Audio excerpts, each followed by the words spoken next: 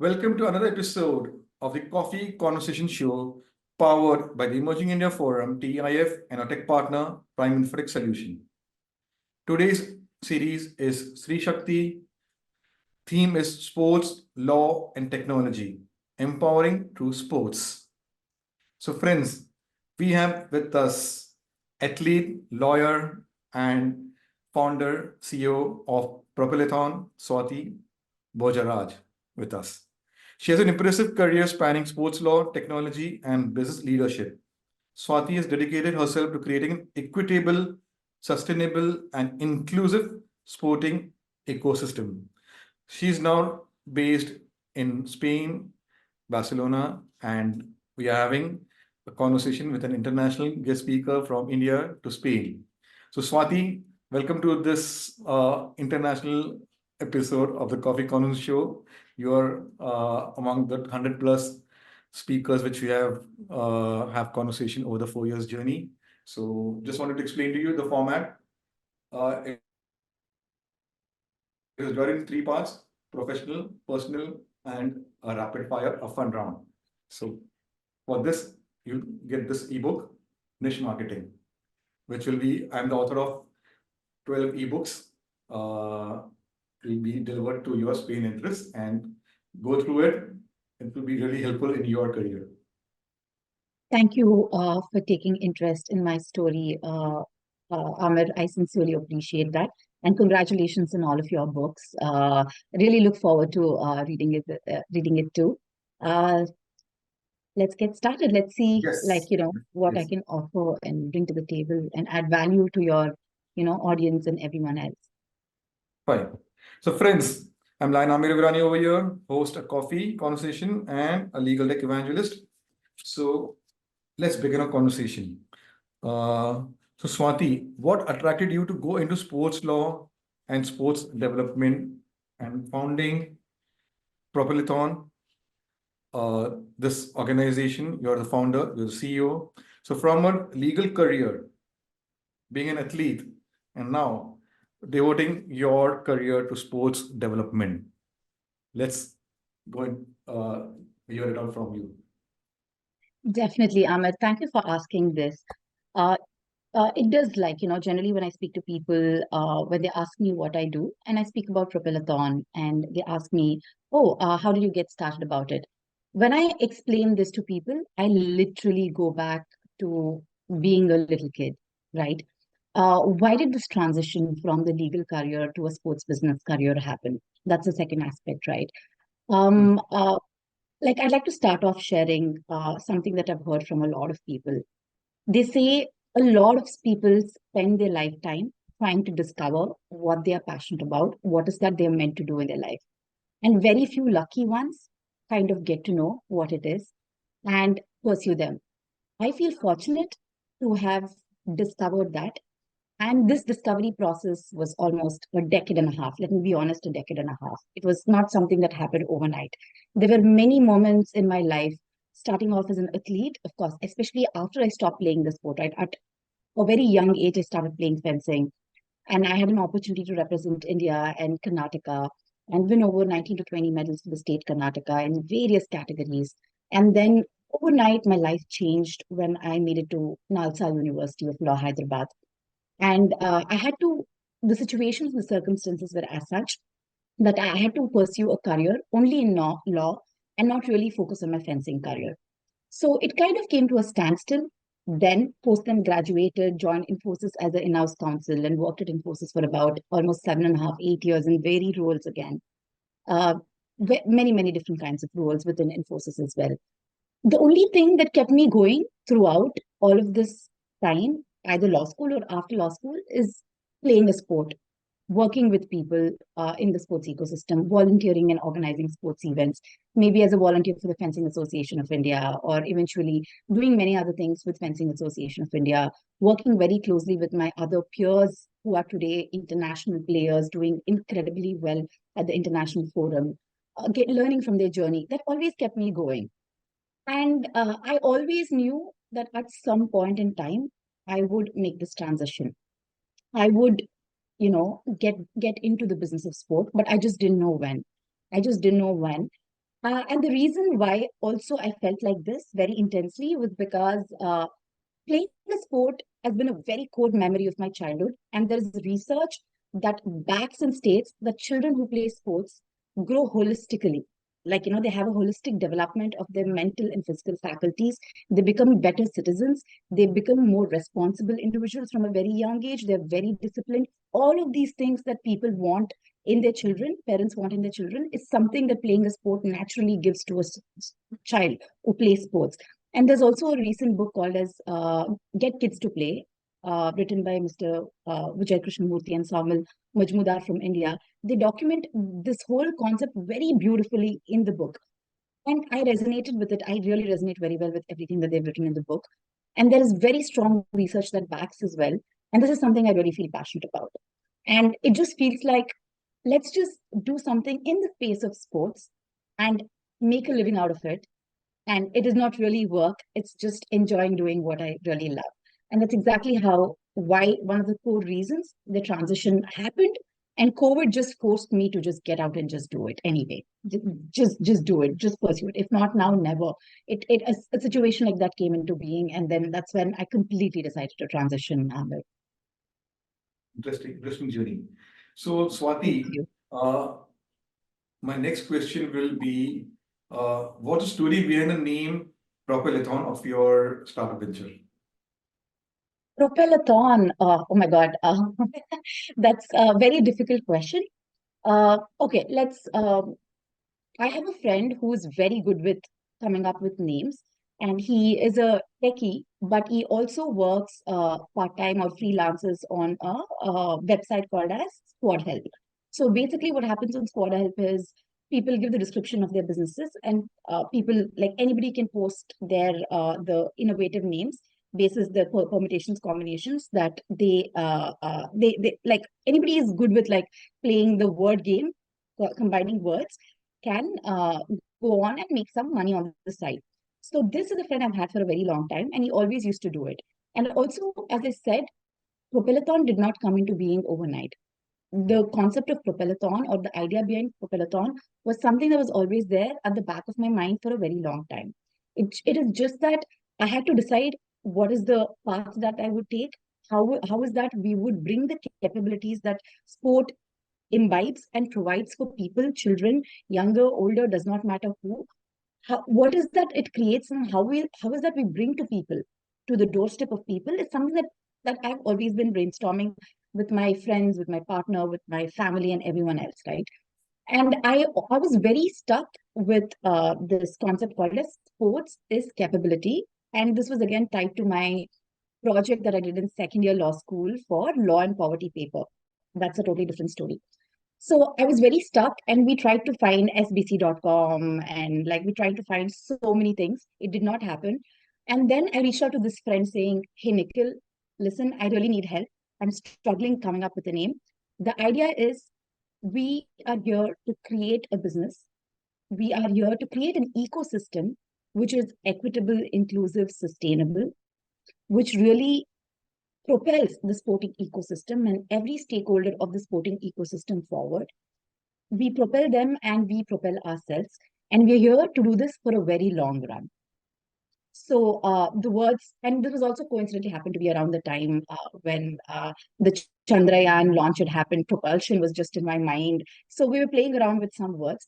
And finally, with the ideology, he was able to suggest several permutations and combinations. And finally, we settled on Propelathon. Propelling for athon means for a very long run. So like marathon, decathlon, also a very sporty word. So that's how we brought the two together, Amir. Interesting story. And your friend helped you to come up with this name. That's story is very important to sell, and your name has a story.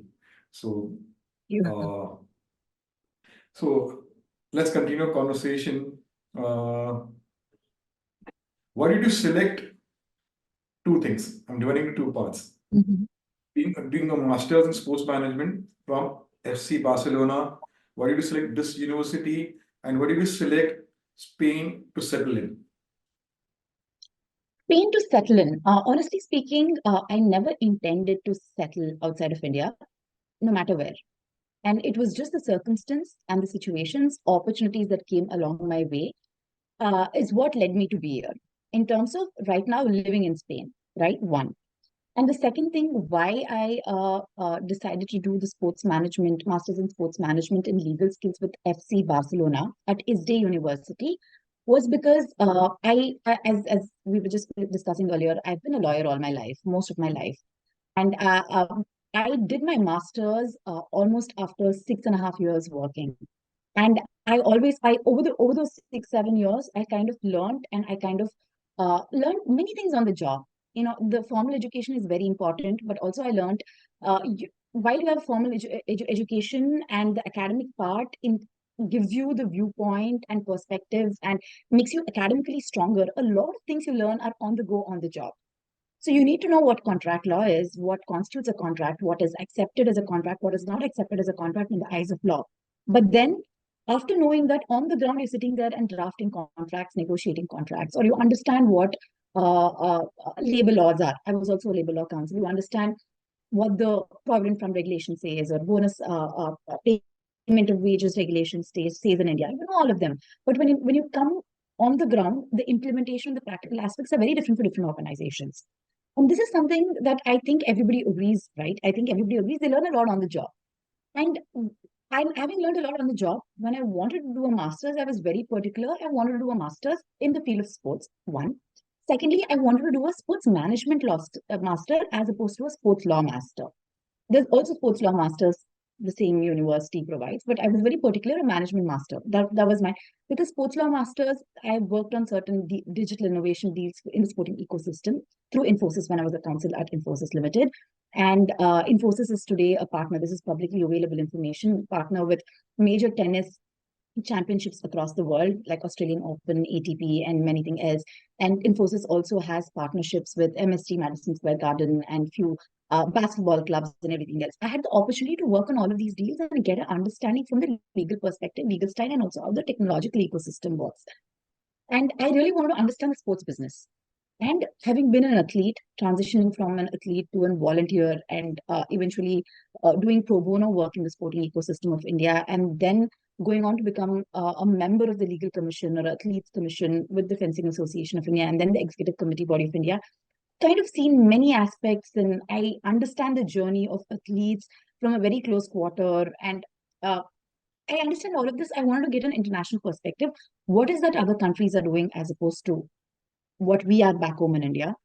And I really wanted a master's which is not academic, or not only academic, but very business oriented, where there is insight given to you basis the learnings of business professionals who have established themselves in the ecosystem, which is very practical. And I've also spoken to a lot of peers who have done the similar masters from my own university, from law school, and other people that I've known in the legal ecosystem. And the feedback was tying up with what I expected from the masters. And I think it was the right fix for me. And that was one of the major reasons why I pursued this master's. If you're there for an academic learning, then that's not the master. But if you're there to learn the business, to build the network, to build the connections, to actually establish a larger network and learn from real life experiences, real life cases, and interact with business leaders, then that's the master's for you. I think it really comes down to what you want. And these were the basis for me to pick the master and the university. Wow. So your vision is impressive. My next question will be, what are the different activities at Propelathon you have visualized, and where do you see yourself taking the sports industry internationally? Now you've become an international player. You've been an athlete, now you're on the other side of promoting sports. So where do you see yourself in this sports industry in 5 years? In 5 years, our mission is to create an accessible, equitable, inclusive, and sustainable sporting ecosystem through technology, right? And what our vision is in the long run to become a one-stop solution for everything sports and technology. We literally aspire to redefine the sports management ecosystem and become the world's leading sports technology agency. There are many sports management agencies. We want to work in parallel with them and become a sports technology agency where we are working very closely with technology entrepreneurs who are innovating and disrupting the sporting ecosystem through really creative methodologies and creative uh, solution-oriented approach, exclusively developing technology to meet this sporting organization's needs. We want to work with them. We want to help them propel and propel alongside with them. That's our goal, one. And as we do this, we want to establish this in an ecosystem where not just Propellithon or not just our clientele who are very, very important, but also every single stakeholder of the ecosystem gets access to play sport. It can be as simple as a girl sitting in India wanting to play football, or a little boy sitting in, let's say, America wanting to play cricket, right? No matter who you are, no matter where you come from, no matter which region of the world you are, sport should become accessible. And for it to be accessible, it has to become affordable. And for it to be affordable, there has to be innovative ways, innovative methods, how the younger entrepreneurs and generations close the loop and the cycle through technological innovation. And this technological innovation, again, should be affordable. And I think back home in India, there are so many tech entrepreneurs on a day-to-day basis. I speak with a lot of technology entrepreneurs in the sporting ecosystem for developing technology for sports in India, one. And secondly, I also get an opportunity to speak with people here in Europe and Spain and other parts of Europe. They're developing such innovative technology, and it is important to bring that to the right audience, to the right people who really can benefit from it. So this is the vision that we have, and we know we're here for the long run, and we know we're here to really make a difference and bring the value that sport has to every single or as many people as possible at an individual level. And we know it's not easy. We also know it's not going to happen overnight. And with this vision, we see ourselves in the next and also it's a very new concept. Like, let me also put it across like that. There are fewer organizations in the world, a few organizations in the world who are also doing it. They're very big names, one, or, pretty well established names in the ecosystem, especially in Europe and, upcoming even in India as well. So we want to work collaboratively with each other. And only then is it possible for us as the whole ecosystem to progress and prosper and be where we want to be together. So that's our vision, Amir. Impressive, impressive.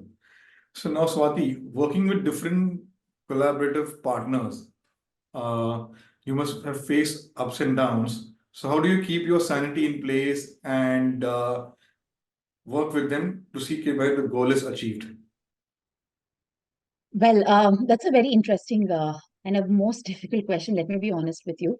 I think like when it's only natural that there is competition. It's only natural that there is and okay, it's only natural that there is competition, and also the competition need not always be unhealthy. That's one thing that sport teaches. Nobody, no athlete ever plays to lose. Every athlete plays to win, but they lose. That is a given. But what the beauty of playing a sport is, after losing, you learn from your losses. You look forward for your next tournament, game, match. You work on yourself, you train, you learn from it, and you go ahead and you try to better yourself, right? Whether it's an individual sport or whether it's a team sport, that's what you're always trying to do. Having said this is also and having said this, also another important aspect is you are only competitors and you're only fighting each other on the pist. I say pist because we play fencing on the pist, on the field. But outside the field, we understand that everybody's journey is the same. Everybody struggles. Everybody wakes up at 4, 5 a.m., puts those 20 hours a week to work out, like does physical fitness, mental fitness, does strength training, 100 of things. Everybody does that. So, like, which I think is a beautiful lesson, which we should also carry to business. We are there, Propellithon is there, and 10 other peers slash competitors, however you call them, they exist. We're all competing for the same business. That's the third thing. And the fourth thing is we all need each other.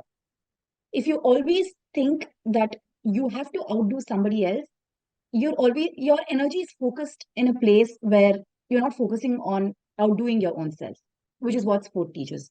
And to outdo yourself, you need the best of everybody that there is. And to answer your question, I think if there is a win-win situation for everyone, if you establish your principles, your ethics, and your approach very early on, communicate this to your partners, your clients, your the people that you work with within the organization or outside the organization, and members of the ecosystem that you work with, communicate this.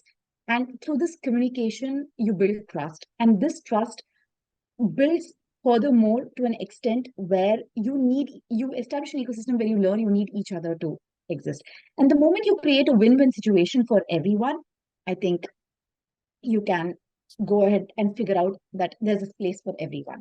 And having space for everyone is really important and essential as well. That gets the best out of you. That always gets the best of you out of you as well.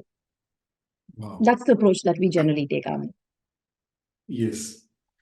Define your things with everyone, so everyone is on in sync about how to work, what is expected of each and every one. That's Yes. impressive.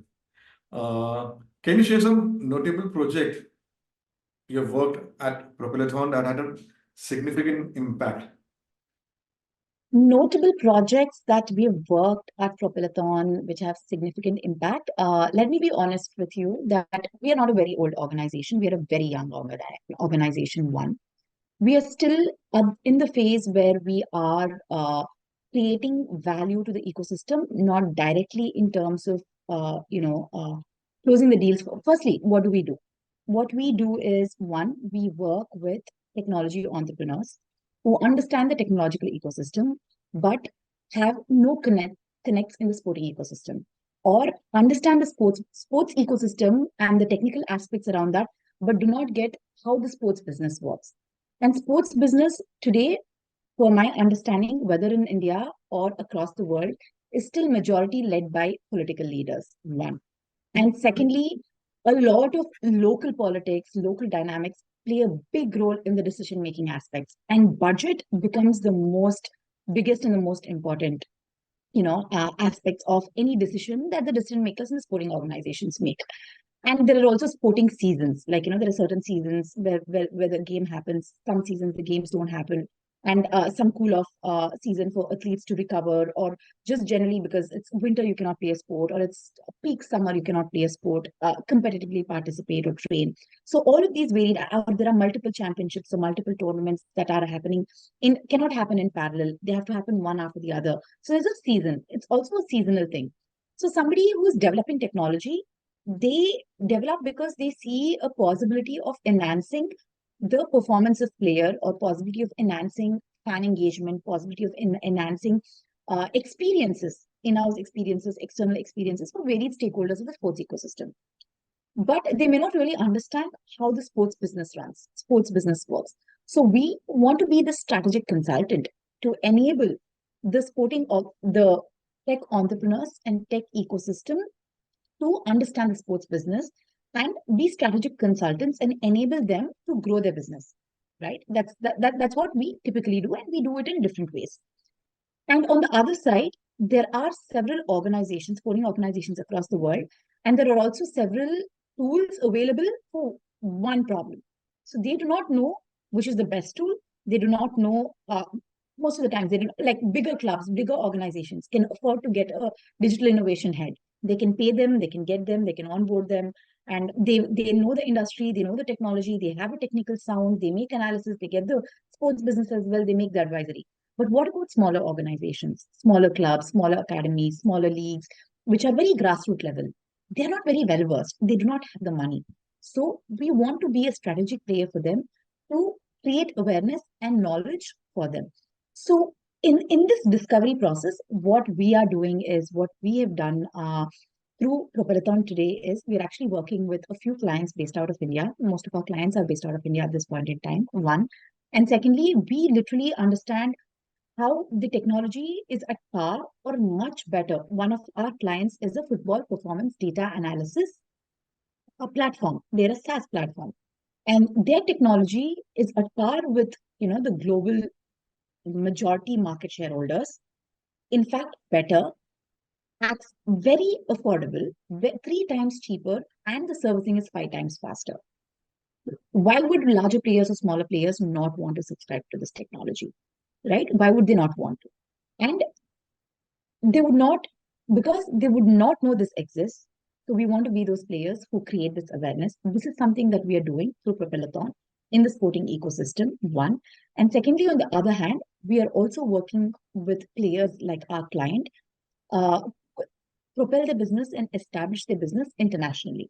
So that another thing that we intend to, achieve in the long run is, today the Indian ecosystem is not mature enough to absorb the technological solutions that our innovators are creating, especially in the sports ecosystem. But that's not going to be the case. Like, in the last 10, 15 years, the sporting ecosystem has changed so much. So many not-for-profit organizations like Go Sports Foundation, a lot of sports lawyers across the country, and a lot of, individual players in the ecosystem, corporates, they're all sponsoring, and it has changed a lot. And it is inevitable that we also are advanced and we also, as an ecosystem, change. So grow. When I say change, ecosystem grow to adapt technological innovations. So when that growth happens and when we are ready to subscribe to, the best of the technology for sporting purposes, we should not be in a position to look out. We should be in a position to subscribe to them within the country, within our ecosystem. And we want to be that player in the ecosystem who creates this platform for our tech entrepreneurs. That's one thing.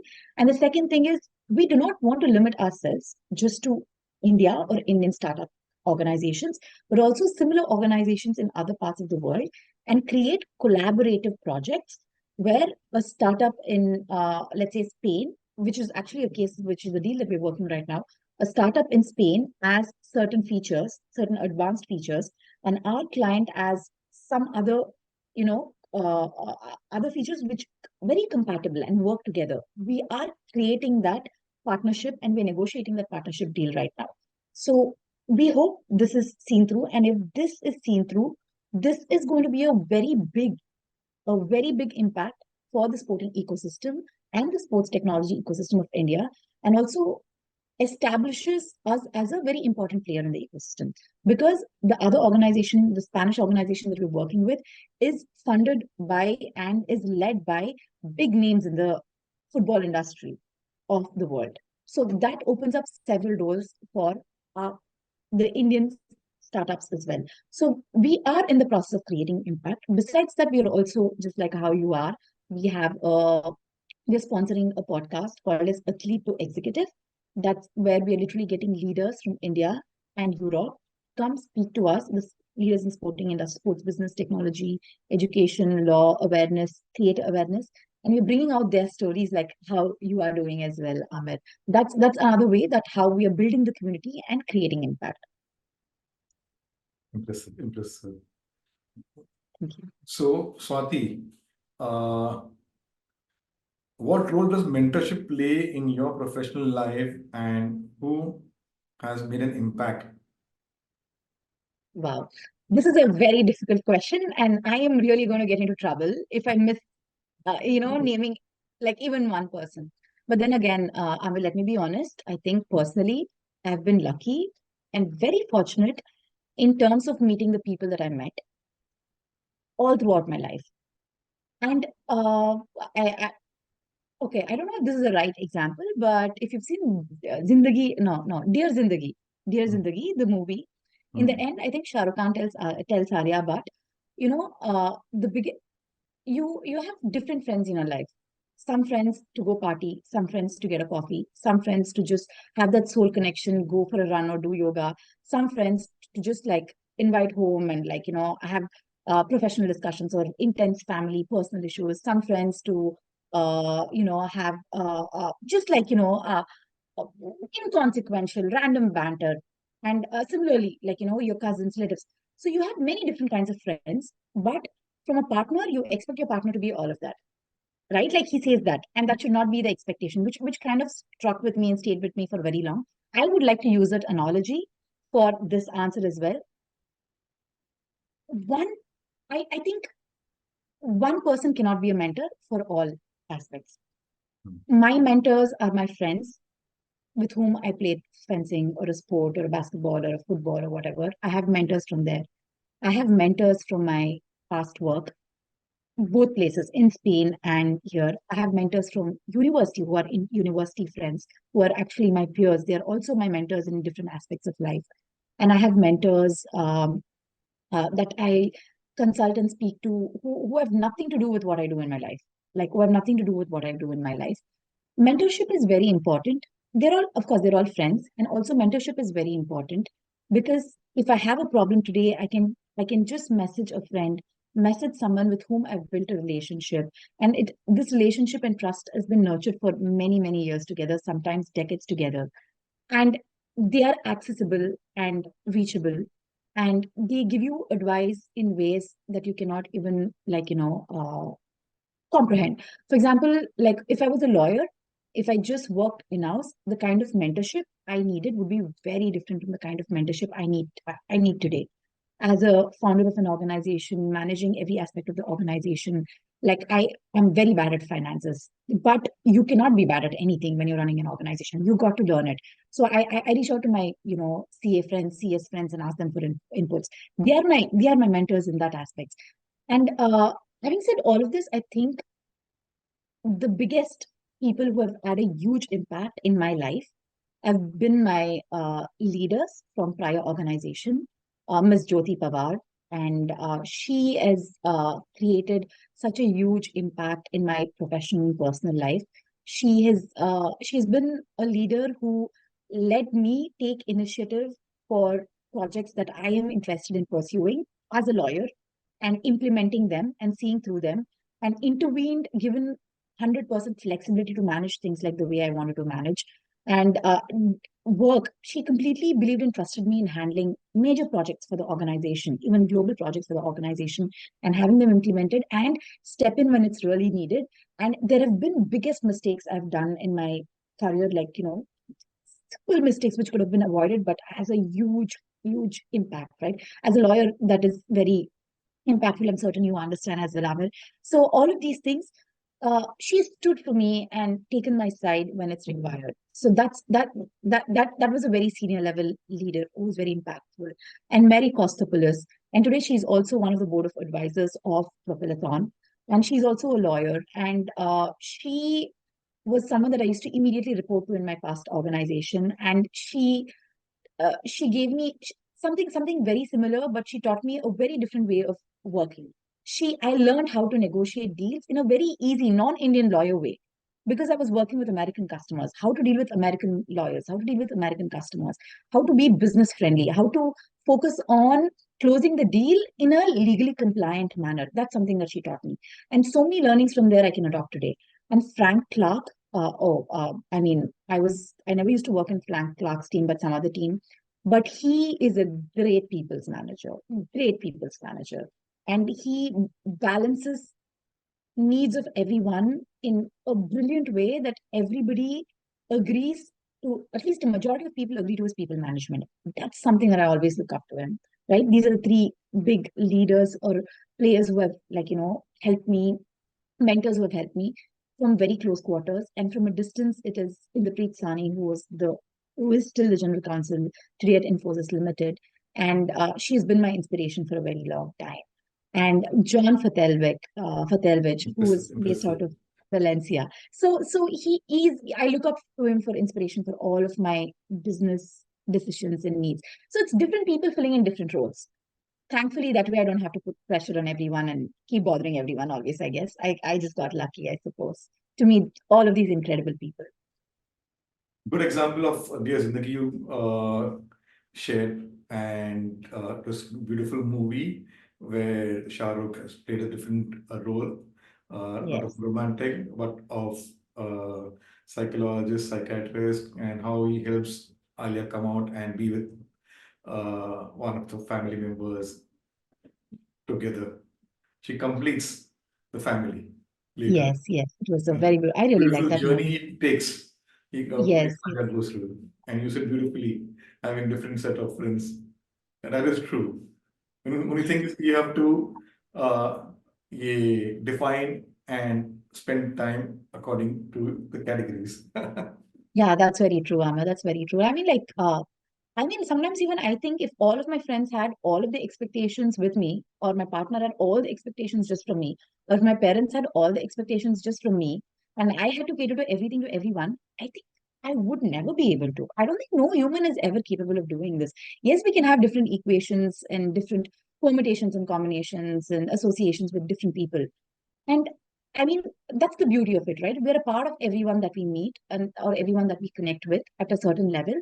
And it's not that we connect with all parts of a single person. We only connect with different parts with different people. And which is also very beautiful. You also that's exactly why also I think it's very important to meet many different kinds of people and get to know people. And then things just happen, they just grow. And not all people that you meet become your mentors and best friends. Right? Yes. All people like some people are just nice to just meet once in a while, say hi, hello, get a coffee, and that's it. Some people you may not talk for months together, years together, or you call them only when something really, really terrible happens. Really terrible happens. And and for that, with them, you don't even need to talk every day. And some people you may be talking every day with, but you wouldn't want to tell them or share what you're going through with them. But you just go back to those people who you just have that connection with, even though you don't speak to. I think it's only natural for all of us to have Yes. these aspects. Very true, very true. Now let's go back memory down lane. You've been a guest lecturer at KG Somaya, then at European Sports Business School. So how was the experience while teaching and interacting with students from different set of students? Oh, that's yeah, it's always fun to teach. I like I mean once okay well when I was a kid, I think in school and everywhere, everybody asked, "What do you want to be when you grow up?" Right? They used to ask this question, and I think I don't remember which grade, and like I know I was young. I know I was young, and this is one of the core memories because it affected me a bit. But when someone asked, "Hey, what do you want to do when you grow up?" and I think all of my friends were saying different things, and I said, "I want to be a teacher." And somebody said, "Why do you want to be a teacher?" Whatever and everything, and I was like we had this teacher called as Dolly, Dolly ma'am. So I told her if Dolly ma'am was not there, I don't think we would have learned anything. So I want to be Dolly ma'am. Like that's what I said. Like it was a very non-thought, very I didn't know what I was saying. I didn't know what I was thinking. Right. And like over the many, many, many years, I got many opportunities to kind of teach. I still remember once, I think when I was in high school, we got an opportunity to go teach because I was in Bangalore, in rural Bangalore, in certain schools for English education or Hindi education, something just like a weekend project or something like that. I remember doing that. It was so much fun. And also after that, there have been many stints of teaching. And even in university, when I was in Nalsar, I was a teaching assistant for legal history and developments course when I was in the fifth year. We also had a teaching assistant role. You could pick up a subject and you can be a teaching assistant to the professor if you want to eventually pursue a master's or whatever. So I've done that. And then also while playing sports, you always teach juniors, younger kids. Like coaches are always like, okay, 5 kids, you train them this basics, and next 5 kids, somebody else train. All of this happens. This was going, but I never realized that I really enjoyed doing this. I think that's when when this opportunity came to me for the first time. I and also in my prior work role, and both the roles, right? We used to conduct training sessions for HR, ER, sales, management, leadership, everyone. As lawyers, we do all of this, right? So all of this, and I enjoy doing. I just enjoy talking. Let's just say, I just enjoy talking. I guess, as you can clearly note now. So that's why, for me, going and teaching did not really come across as a very big challenge, but preparing. But if you're going and teaching somebody something, you need to know the content. Like you make a commitment and you think you know, and then you start researching, you're putting the module together. The whole process of putting the module together, you relearn so much more. And sometimes your concepts get much more clarified. And I think that process is very amazing. And you also kind of bring that to your work. And when you're standing there on the ground and in the in the class, I mean, in the class, and you're talking to students, who maybe like in universities and masters, a few years younger than you, maybe like 6, 7 years younger than you, and sometimes even like very, very younger than you. There's no difference in age gap when you're standing there and you're talking to them, like your peers at the end of the day. And teaching your peers is the most difficult to do, and also most enriching because you learn so much more, and you cannot always have answers to all the questions that they ask, and you have to admit that you don't know some things, and but you also have to be able to create real value and really educate as well. So I think that's a very dynamic process, which is something I really enjoy, which is something I've really enjoyed. Thankfully, the students that I have had the opportunity to work with, I've been very receptive and I've been very understanding, and I've been able to use my everyday experiences in my professional life as a lawyer, as a non-lawyer, as an athlete, as different things, and integrate them and speak about it. That's exactly why I really like non-lecture based classes where it's interactive, where we have a dialogue and discuss. And speaking about students in India and students in Spain, in India, because of a sports management masters, I think it's still a very blooming space, and and there's a lot of interest, and people know a lot, but they're not very open in terms of speaking because they do not know the mere fact that you work somewhere outside of the country. They just assume you may just know more than me, so they do not question. And also that's what our academic system also over many, many, many years has conditioned us to not really ask questions and respect authority, which is important, but come on, like you also need to ask the right questions at the right time, which is very essential and very important for your development and learning as well. So that is something that I saw was lacking, but otherwise the quality is incredible no matter where you teach. And I always walk out learning more, either about my own self or on the topic, or it's amazing. It's always an amazing experience. Wow. Thank you. So, Swati, how do you keep Yes. abreast of the latest trends in sports law and technology? Because it's every day evolving, and you're balancing technology and sports law. Okay. I think we try to be smart about it. As you said, it's evolving, ever changing. I follow all of our peers. Hmm. I follow right from podcasts, research articles, to publications that they do on LinkedIn, to everything that whoever is in the same business as we are doing. I follow all of them, connected with everyone. There is so much you can learn there. Hmm. There are some things you may not have kept up with, but probably because they're a larger team, because they have more manpower and resources, and even muscle power in terms of like even money power. Probably they are more established. They have the resources needed to get all the information. They come up with incredible reports. They have incredible networks and connections. They create such great valued information. So I think that's the first place to look. At least that's been the first place for me to look. And kind of schedule time to periodically check out the websites and see what's happening. More than the work that they're doing, I think I check out the website to see what research article they published. Subscribe to their newsletters. It's okay. Just subscribe to the newsletters. Learn. Like that information is for anyone and everyone. Learn from that information. That's something that really helps. It just hits your mailbox. It's your mailbox, and all you have to do is like if it's relevant, you want to update yourself, you update. And I think today, Amir, you might understand and you might also agree with me.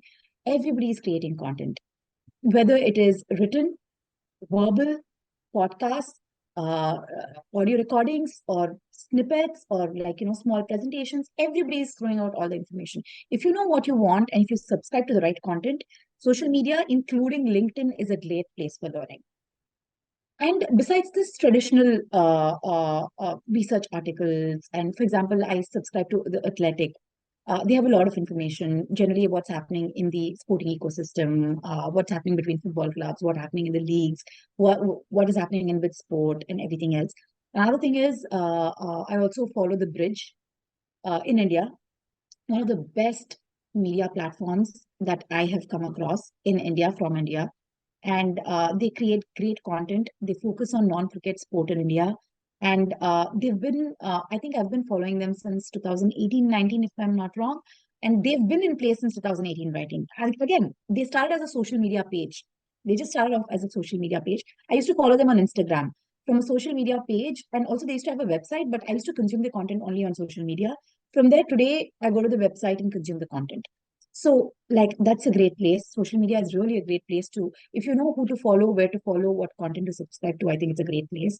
I'm sure the Gen Zs and younger generations know this much better than, like, us millennials or, like, the older generations and everybody else.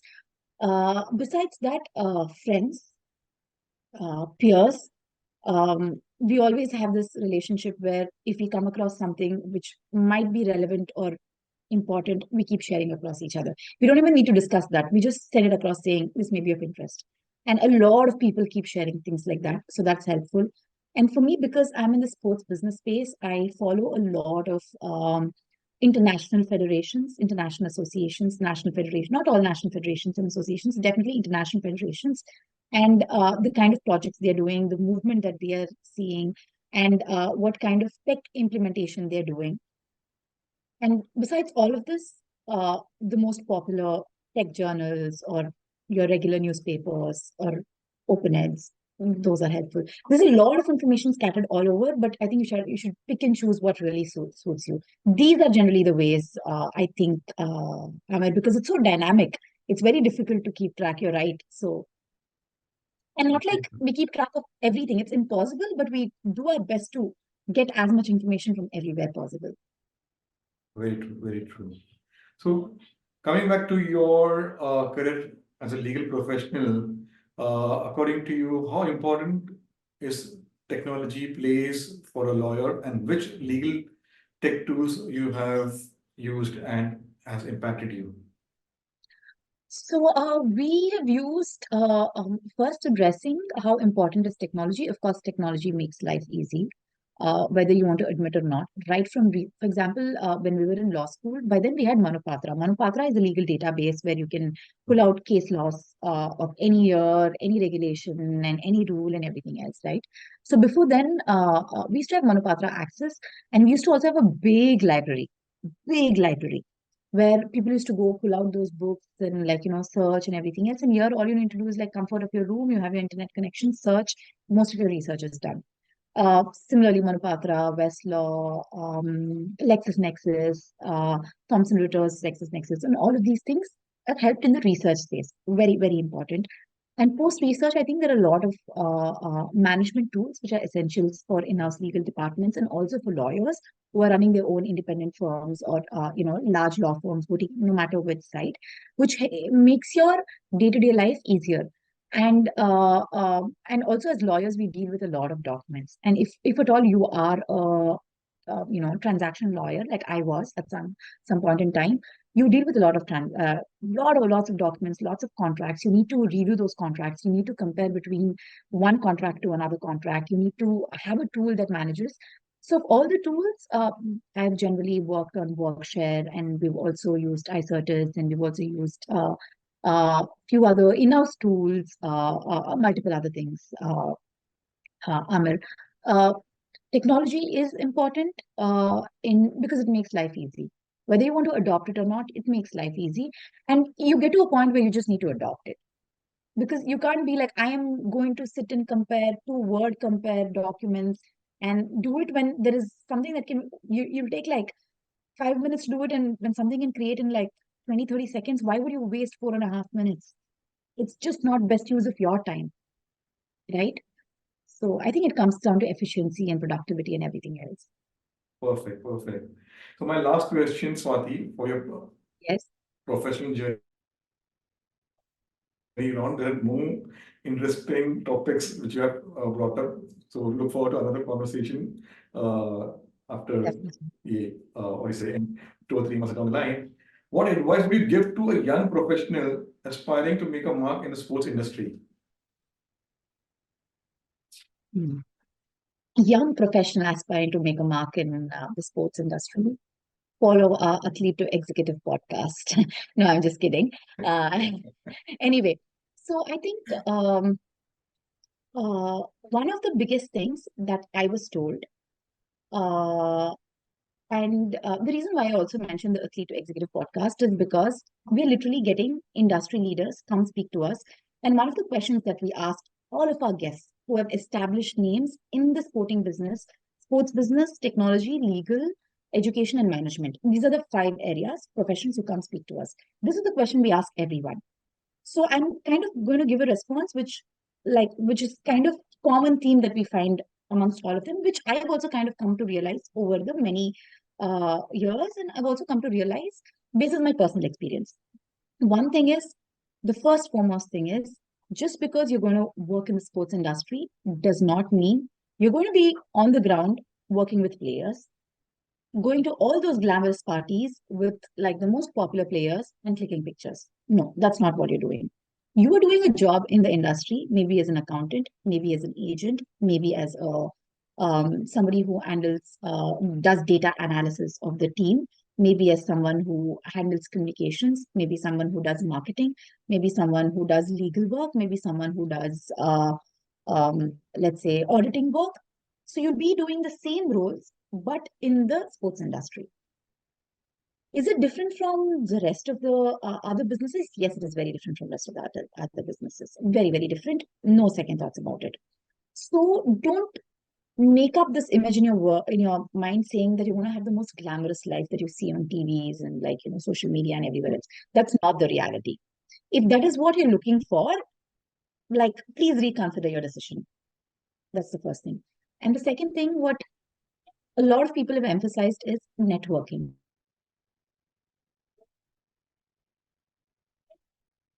Great medium to network.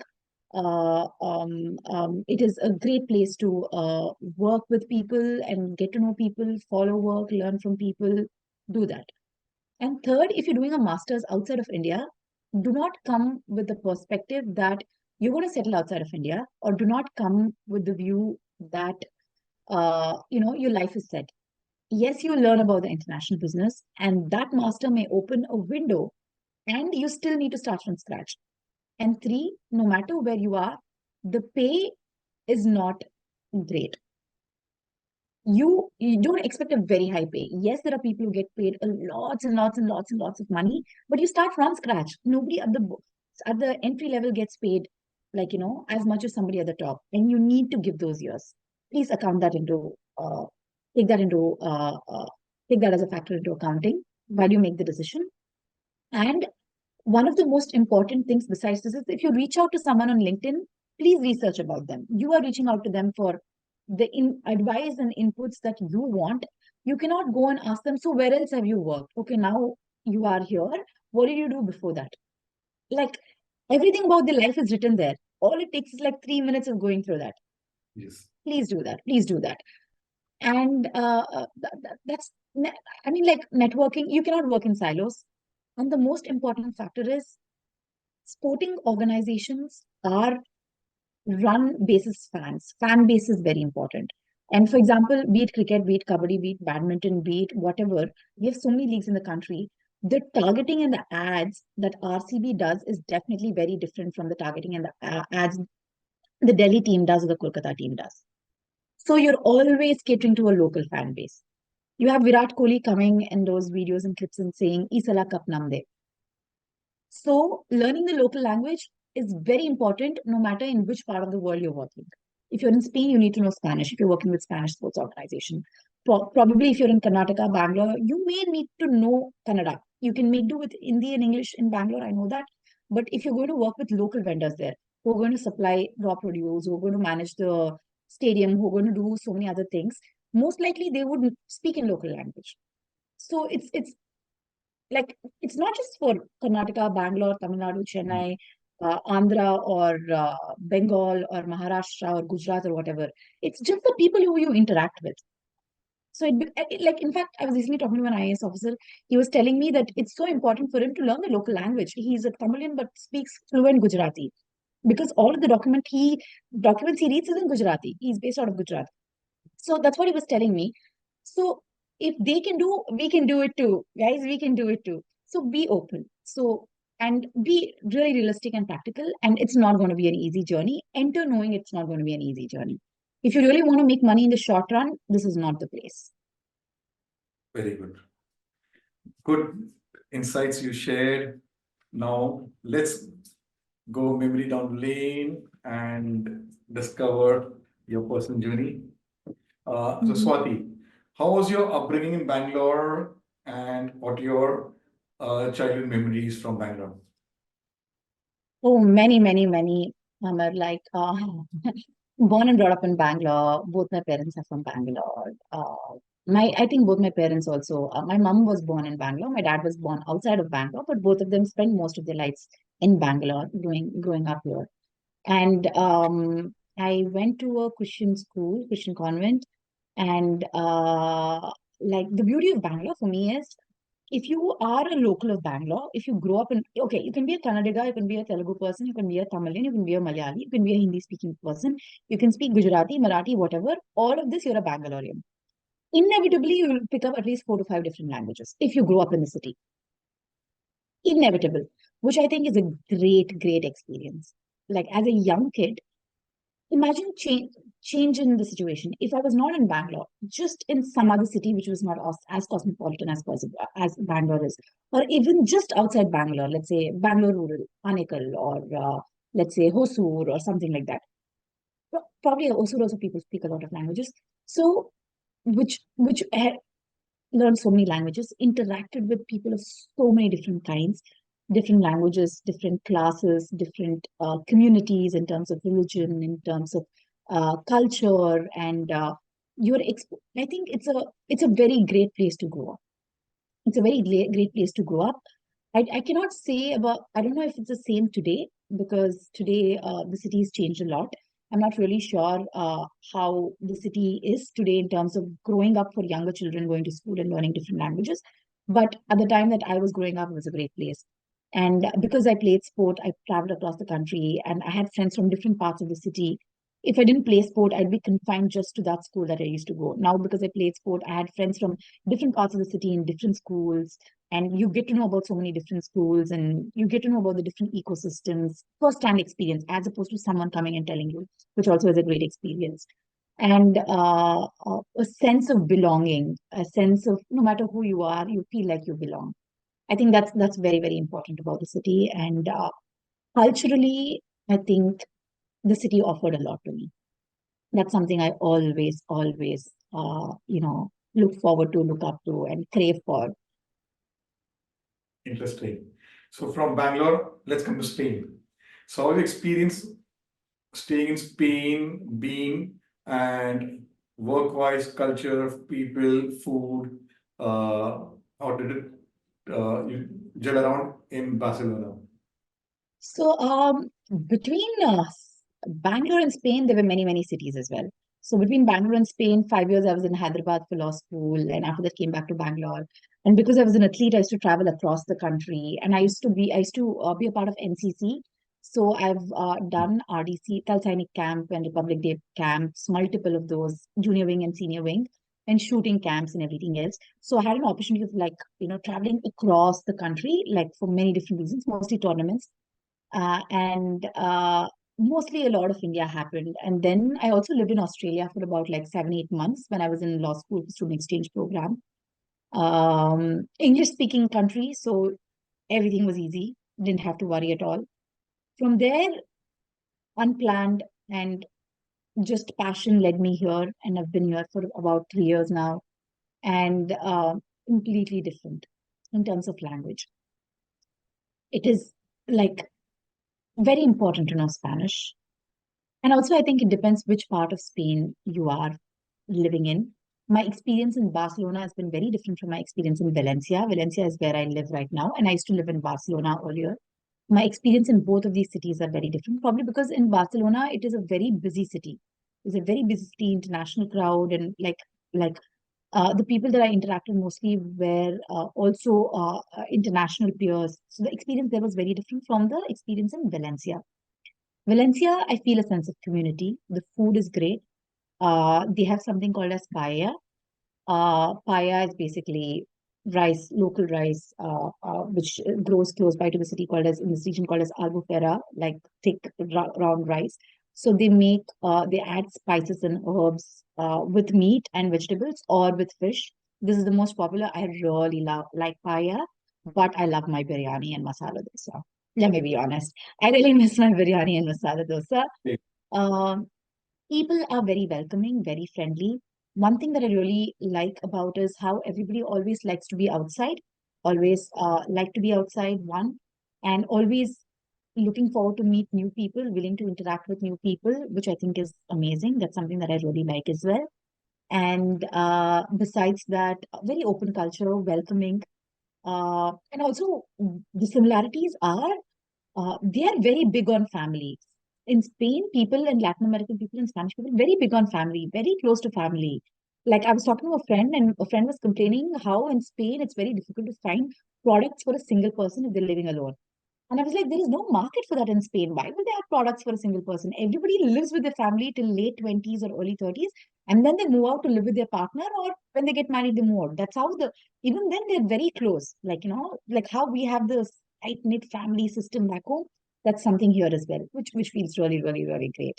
So overall, it's been great. Overall, I'm not saying it's not been easy. It's been very difficult in many ways, but it's I'm smiling here today. I think it couldn't have gone better.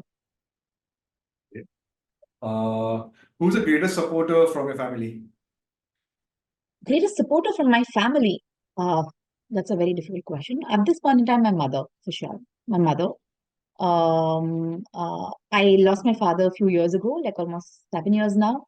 And I'm the only child as well. Both my parents, both my mom and dad, have given the best that they could ever to me, like the best of education, best of opportunities. They've trusted me throughout my life in the decisions that I've made, including today starting Propellithon. Nobody in my family has ever done any business. Nobody in my family has ever done or even studied law. Actually, in fact, I'm the first lawyer for my family. In fact, I'm the first generation person who even went to good university within the country, who went to an Ivy League university in the country, and also who was studying abroad, like, like so many things. And this is another first one. So they just gave me wings. I mean, they gave me everything that was needed for me to be who I am today. They created those opportunities for me. And even today, they continue to do that. They continue to do that, which I think is, I'm very, very, very fortunate to have them, to have them. And I think it'd be very wrong on my part if I do not acknowledge the contributions that my extended family does for me, not directly, but indirectly, obviously, because I'm living here and my dad's not there. They check in on my mother every now and then. They, like, like as I said, one person cannot fill all shoes. There are different people. My dad's cousins, my mom's cousins, my cousins, they all do different things for my mother, which possibly is not like me being there, but they still do different things for my mother. And if they did not do those things, my journey here would not have been easy. My journey here would definitely not have been easy. And it's also very important the amount of value they bring to my life in helping me manage my relationships and responsibilities with my mother. So, So, Swati, my next question will be, besides sports, what are you passionate about? besides sports, what am I passionate about? I love meeting people. I love meeting people. I just like to talk with people. Like, doesn't matter who you are, just like have a good chat, good talk. And I like to eat some good food. Like, I really enjoy good food. On occasion, of late, the last few years, I've picked up podcasts. I like listening to podcasts. Doesn't matter, it not need not necessarily be like self-help or development or anything. Even something like, a funny podcast, a bunch of 15, 20-year-old kids sitting and like having a chat about them and like, creating content and like, laughing. I really enjoy that. I really like comedy, like, stand-up comedy shows and stand-up comedy content and comedy shows on different OTT platforms. I enjoy that, and I really, really enjoy not doing anything. Just like not do anything. Just sit there and stare into the sky and not do anything. Wow. So yeah. Okay. Uh, Swati, how do you unwind after a busy day managing multiple projects and responsibilities? How do I unwind? I mean, How do I unwind? Let me be honest. I think when people actually ask me, they expect me to give like a very, you know, detailed, very disciplined, very, methodological approach. But each day is different. Each day you tackle different things. Uh, each, each, it's just that, like, it's just like I was recently listening to someone who said, like on a podcast, who said, problems are not permanent, but the way you respond to the problems are permanent. You can, if you cannot, like, solve it today, there is nothing that you can do today except sleep on it and solve it the next day. If it's a very good day, I typically, if it's, let me answer a very difficult bad day. If it's a bad day, I definitely need to end the day with at least a 15-20 minute run. I really, really need to do that. Like it helps you a lot. And of late, I've also picked up this Stairmaster in the gym, where in like 20 minutes, you can climb around like 80, 90 floors and you're dead by the end of it and you have no energy to do anything else. And like you're so focused and distracted from everything else, your mind gets so clear. And like I think that's a great way to release the stress. That helps. On a regular day, I typically sit down, or like, mostly before I go to bed, I take 10 minutes for myself and think about what I need to do next day. Not because to be not because to be very focused for the next day, but because I know how to start the next day and I know what needs to be done, and everything else what comes along the way, we'll tackle it along the way. Something just like a 5 minute mental thing, and really listen to some cool soothing music. And I've been listening to a lot of podcasts and everything else, and people say manifestation. And I've the more research and more learning I've done on that, largest of organizations manifest. The biggest CEOs out there are speaking about manifestation. When they speak about manifestation, they're not sitting and telling, "Oh, sit here today and think tomorrow you're going to be a $20 billion revenue making company." If you say that, that's not going to happen. You think about it, you envision it. Next day, you wake up and you get stuff done. You get things done to get there. If not 20, maybe you'll become 50. If you're a 10, you'll become 15 or 12 or 13. It's a long journey. So that's something that I've learned. That's something that I've learned, and that has actually helped me think about what I really want. And when you really know what you want, I think it kind of makes everything else easy. Like for us in Propelathon, we know in the long run, we really want to create a positive impact and make sport accessible to everyone. And that's the goal. Today, having a tussle or having a difficult conversation with a partner is inconsequential. So I think that really helps. That really helps. I think when you have the long-term vision always at the back of your head running, everything else becomes easier because you're trying to get there. As you're trying to get there, you figure out ways to get there. So that's how it's a Very good. very, I'm like, I don't have a routine, but it's just something that I do in terms of difficulties. Coming to your stress buster, let's look out how you spend your time during weekends. Lots of sleep, lots of sleep because nobody is working, which gives you a lot of time to sleep, catch up with a lot of sleep. Definitely, definitely. I sleep a lot during the weekend because you really need to take care of your mind and body, and sleep is the basis of everything. That's something I've come to learn. Definitely one really, really good home cooked meal. Definitely one good. And typically that would be something South Indian that I make for myself. Typically, uh, just like comfort food. Besides that, I also make it a point on either Friday evening or Saturday to definitely meet friends. To definitely meet friends. At least one set of friends.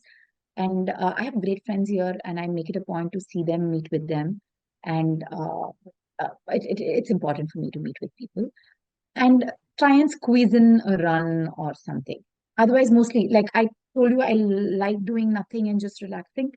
And doing nothing, I that's my sleep and just relaxing. That's what I do, Amal, because these are very basic things. These are very, very basic things. You cannot let your ambitions and you cannot let your aspirations come in the way of having the most basic things for your mind and body. If you cannot take care of yourself, I don't think you can ever take care of your organization, of the people who you work with internally, externally. or the commitments that you make. You really need to be able to take care of yourself. And if that means doing nothing, I'm happy to take that day off and relax. But I've learned it a very difficult way, not easy. I mean, like, learned this over the years in a difficult way. Yes, yes. So from a bucket list for 2024, what is it Mhm. you like to do on a priority basis? So, for my bucket list is, if at all, I can somehow go to the Paris Olympics 2024, which is literally next door, like from Yes. Spain. Yeah, it is. Go and watch a few fencing matches, or even if I am able to go and attend something, doesn't matter what, just go there. Enjoy the experience of the Paris Olympic Games and see all of those international athletes around. I mean, this is something that I've always wanted to do, always wanted to do. Like, I want to be an Olympian, which is a different thing, but I've always wanted to. I was thinking of going to Tokyo 2020 Olympics. I was planning with my friend to go. We couldn't because COVID happened and they had to move it to the next year. And then we canceled the plan, travel restrictions and everything else. So I'm so close. I hope that happens. I really hope I'm able to do that. If not, it's fine. It's fine. There's 2028. If not, hopefully 2036, India will host, and we'll be there. Okay. But going to Olympics in Paris, France will be a different experience. I just saw the video, uh, Mhm. the teaser video which they made very creatively, Mhm. very creative. Let me Yeah. share it with you. They Yes, made it please. involving local people, the hotels, but creatively they did it. Yeah, yeah. They're creative It's very people. nice. Like, I'm there's also this Instagram handle called as Olympic Kale, which was basically the Instagram Indian Instagram handle for Olympic participants. I think IOA should be managing this, or maybe some representative. I don't know. I don't know who handles this, but I know it's the official handle.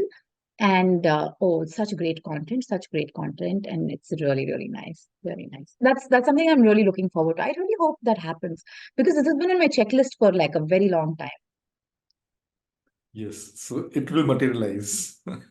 Yeah, Law of thank you. attraction and visualization will help you achieve it. And you're very close. Second thing is you're very Yeah. close. Yeah, physically, literally here. I'm literally Yes. asking all of my friends, somebody give me a ticket. And I know one of my friend who works in France, and his company is the tech sponsor. And I was talking to him and he's like, "Oh my God, are you coming to France for the Olympics?" I'm like, maybe I would have if only I was working with a few federations, and if some things that some people had qualified, maybe somehow I could have managed. I was thinking. And then I just told him, no, I don't think so. And the tickets are very expensive, and it's just not manageable. And like they come in that lottery system, and like you may or may not get, and it's just not viable. And then I mentioned, oh, I understand your organization's doing it. Can you just like get me a pass? He's like, okay, let me check, let me check. I'm literally like, this is exactly what I'm doing. Everyone that I know, I'm just saying, just in case, just a pass. Rest, I'll figure it out. It will, it will. So my last question for you will be describe Swati in one line. Wow. Describe Swathi. Really difficult, Amit, but let me try. I think, okay, Swathi, or I am someone who loves simple things in life. Like, I'm the most simplest person with endless energy who enjoys simple things, like a great laugh, good food and company, with a strong belief that kindness and compassion are underrated. Wow. So friends, They're really underrated. so let's go to the fun round, the rapid fire round. Uh, Wow. Okay. you're a morning person or night? Oh, I think morning Tea or coffee? coffee, any day coffee, filter coffee at that. Yeah, oh yeah, filter coffee at that. Okay.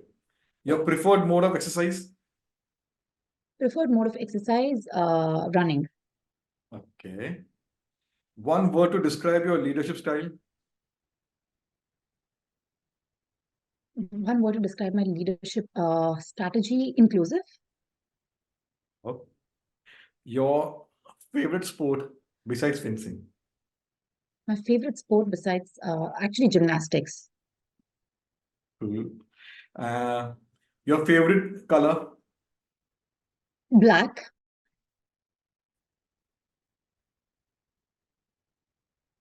We lost out. Repeat Oh, I again. said black. Black. Black. Favorite color is Okay. black.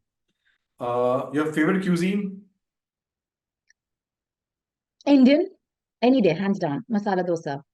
Wow. Okay. Go to stress reliever? Right now, the Stairmaster or a run. Okay. Uh, Netflix or binge movie? I couldn't hear you. Netflix or Netflix or binge movie? You want to watch a movie? You want to yeah. watch a Netflix Hmm. series or you want to watch a movie? Big screen movie. Oh, that's difficult. Netflix series. Okay, cool, More cool. options. Yeah, there you get more options, more language, many things Netflix has brought, and Prime Amazon Yes. also. So, yeah. So, Swati, you get this book, Yes.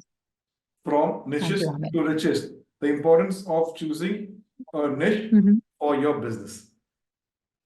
Thank you very much, Ahmed. I really look forward So, to reading keep it that. delivered. Yeah.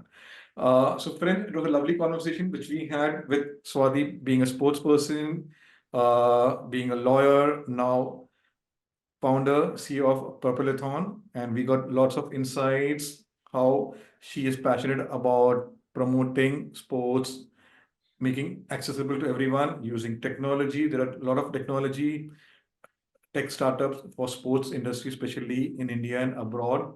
So, tech sports tech startups, please watch this episode. Do subscribe to the Coffee Conversation Show. Click the bell icon. Connect with Swati on LinkedIn, and you will be having a great partner with Swati.